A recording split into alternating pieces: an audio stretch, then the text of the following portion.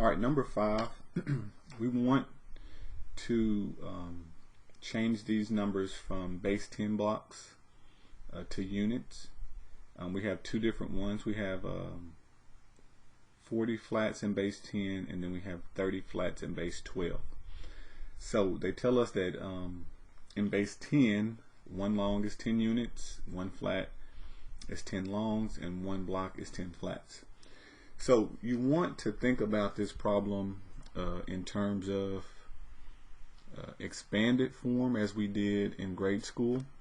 So what I mean by that, let's just give a number. Let's say we got 2,146, for example, and I want to write this in expanded form.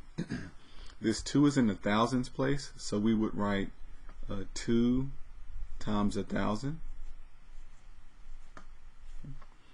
This 1,000 could also be written as 10 to the third. Okay, and then we will write plus, this 1 is in the hundreds place, so 1 times 100, which in base 10 we could also say 10 to the second power, because 10 squared is 100. And then the 4 is in the tens place, so we can say plus 4 times 10, which is just 10 to the first power. And then we would say plus 6 times 1, and we could also write that as 10 to the 0 power. So we have ones place, tens, the hundreds place, and the thousands place. And that's similar to the same thing we want to do here. We're given units. Okay, units is kind of like our ones, so I'm going to put a U here for units. That represents my ones position. And then after we get 10 of these, it makes a long. So I'm going to put an L here, so a long represents the tens place. And then it takes 10 of these longs to make a flat. So now I'm going to say F flat for the hundreds place.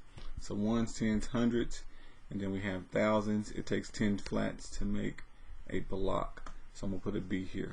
So I'm just going to use these as my place values: ones, tens, hundreds, thousands place. Okay, so right now on part A,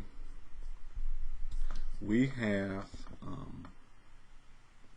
40 flats base 10. So we have 40 in this position. Now this is a single digit, but we have 2 digits here. So since we're in base 10, every time I get 10, I carry up. So if I have 40, that means I have 4 groups of 10, which means I'm going to carry over 4. Okay, so 40 flats in base 10 means I'm actually going to carry a 4 over here, and then I'll have 0 flats, 0 longs, and 0 units. So this number 40, if you think about it, is actually going to be 4,000. Okay, kind of using these place values and rounding up.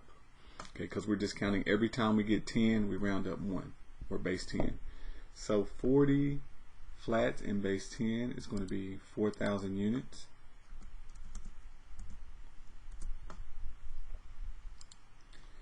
All right, now part B, we have 30 flats base 12 this time. Okay, so similar, I'm going to do the same thing.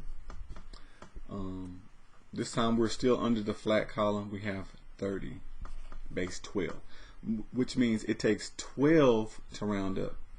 So 12 will go into 30 2 times. Okay, so I'm going to say 12 times 2 is 24. Okay, so I'm carrying over 2 because it rounds up. There's 2 groups of 12, and what we have left is 6. Okay, so I have a 2 in this position. We have a 6 in the middle position and still have 0 longs and 0 flats.